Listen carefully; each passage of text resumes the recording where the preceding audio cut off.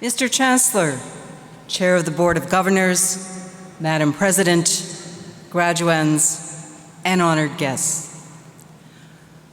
I invite you to think of a sector of Canada's economy that is as large as the retail sector, provides services which touch all aspects of our lives, and is fundamental to a pluralistic society and a vibrant democracy.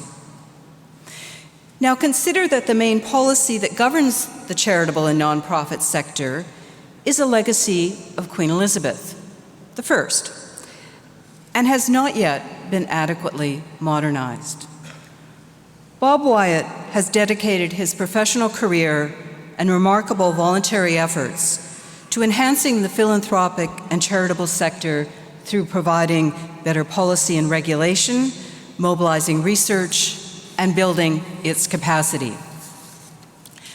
As Executive Director of the Mountard Foundation in Edmonton since 1989, Bob Wyatt has made it a Canadian leader among private foundations in strengthening charities and facilitating conversations between government policymakers and sector leaders to resolve mutual problems.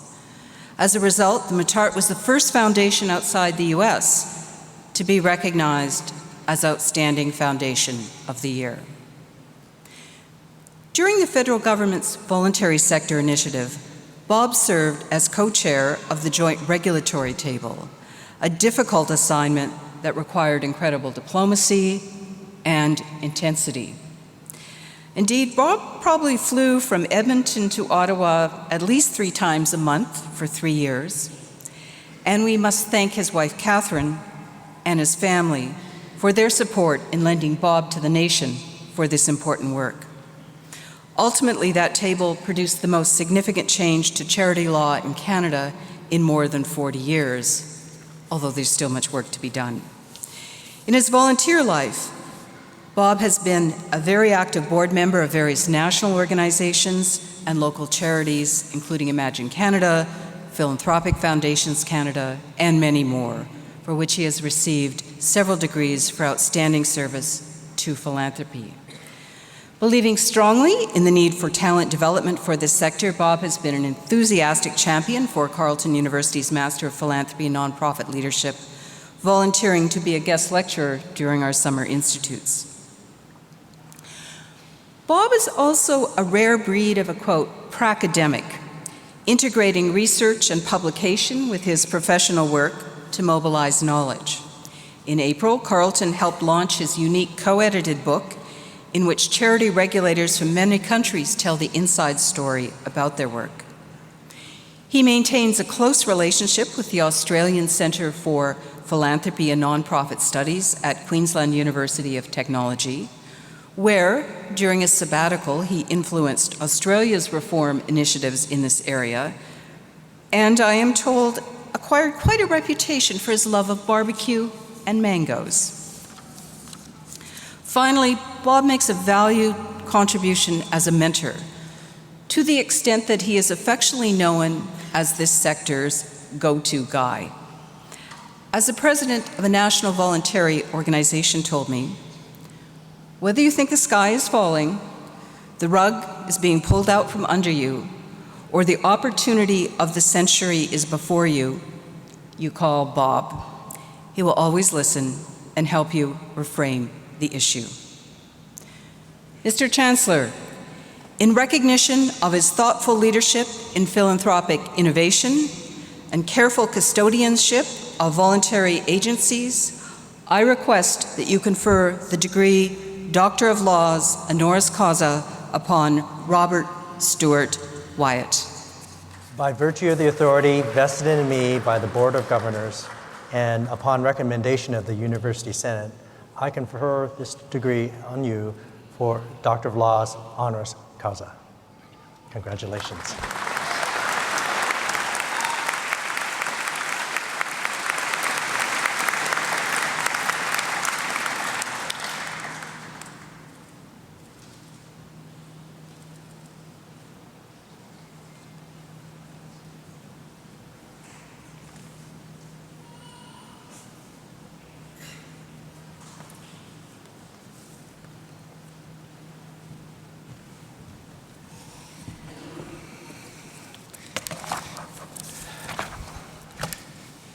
Mr. Chancellor, Chair of the Board, Madam President, graduands, and honored guests.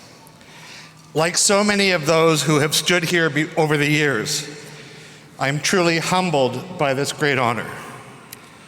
This feeling of humility is made even more profound because the honor is bestowed by a university that has been so instrumental in the development of public policy in our nation and the people called upon to create it.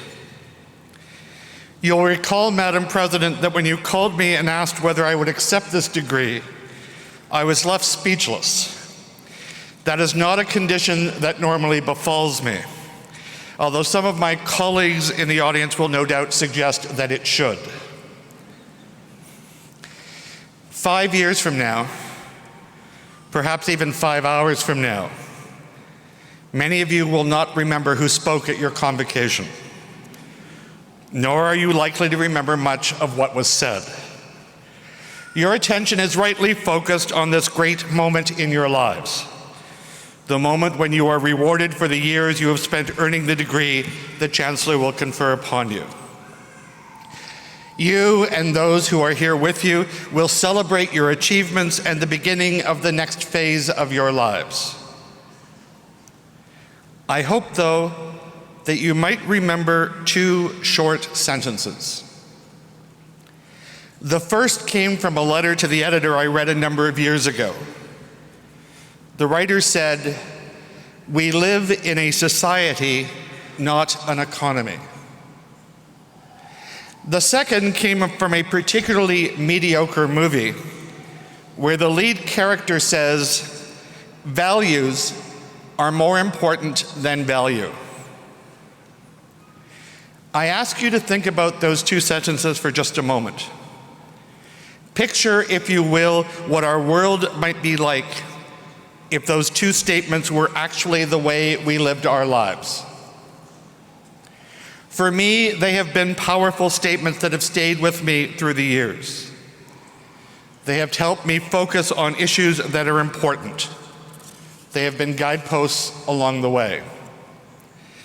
And I've been fortunate, blessed even, that I've met many people who have also been guideposts and fellow travelers. My greatest supporter and my most trustworthy critic is with me today, my sainted and long-suffering wife, Catherine. She has encouraged me in all of my crusades, and I am more grateful to her than I have been to anyone. We've raised two wonderful children, now young adults, Joan and Stuart, who have adopted their own values and who have given us so much to be proud of. I also wish to acknowledge and thank some of the other people who have helped me live my values. Some of those people have taken the time to be with me today. Members of the Board of Directors of the Matart Foundation, my colleagues at the Foundation, and some of my closest and dearest friends from the voluntary sector and government with whom I have been able to work and plot over the years. We live in a society, not an economy. Values are more important than value. Both phrases are short. They're punchy. Even put together, they fit within 140 characters. But they are sadly too easily and sometimes too often forgotten. The phrases remind us, or at least they remind me, of the need not to focus on the numbers, but on the people affected by those numbers. They remind me that an economy is a byproduct of a society, not the cause of it. They remind me that what we do and how we do it matter more than the revenue that is generated. They remind me that of all of the kinds of capital that are discussed, it is only through human capital that we can accomplish those things that are truly important. Over the last several years, you've spent much of your lives on this magnificent campus. You've had the opportunity to learn, to converse, to debate. You've made new friends. You've listened to esteemed and learned teachers. You have developed or refined your philosophy of life. While earning your degree, you have discovered more things about yourself. You have identified causes and ideas you wish to support, and you have become more aware of things you would like to change in the world. Change is the one constant in our life, and you need to decide whether you wish to be only affected by it or whether you want to help drive it. I made my choice years ago. I want to be an active part in changing things that I believe inappropriately emphasize value over values that try to fit us into an economy rather than a society. And I've been able in the voluntary sector to find a place and a means that allowed me to participate in a variety of those change-making exercises. It's made for some exciting times and some times that have been frustrating.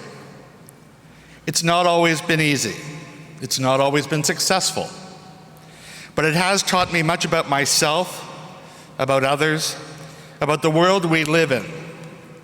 It's helped shape who I am and what I believe. And now, it's up to you.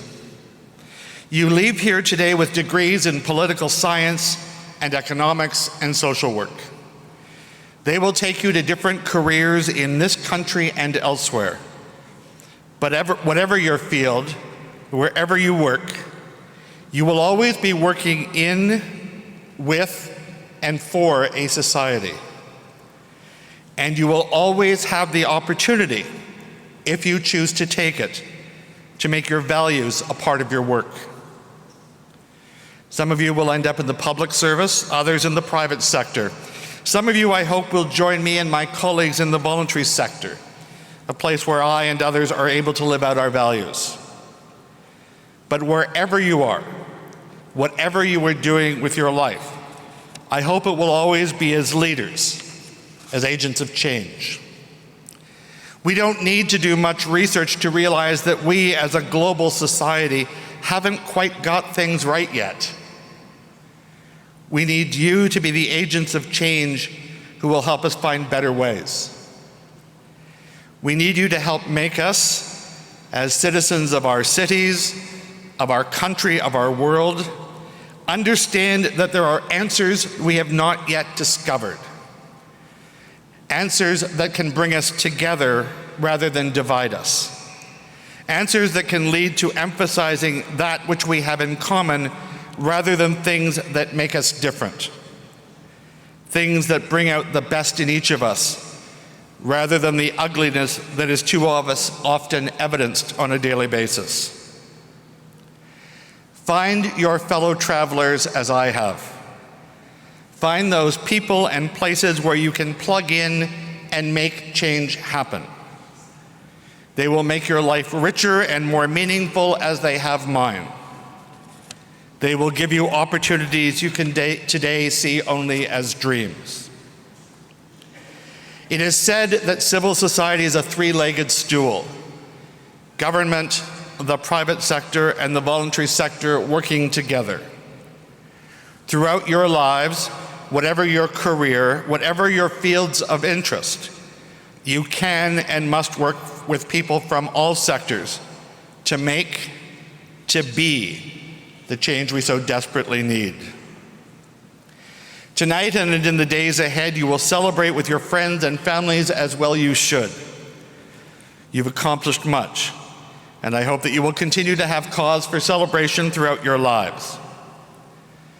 But there will also be moments when you reflect, when you think about what you really want to accomplish in life.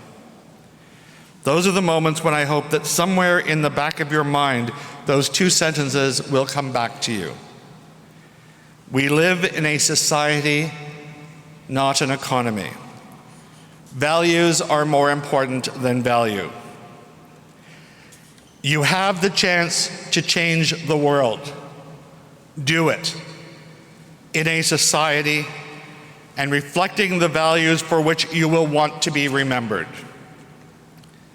Congratulations to each of you, and may you one day feel every bit as proud and fulfilled as I feel today, because you have helped others feel proud and fulfilled.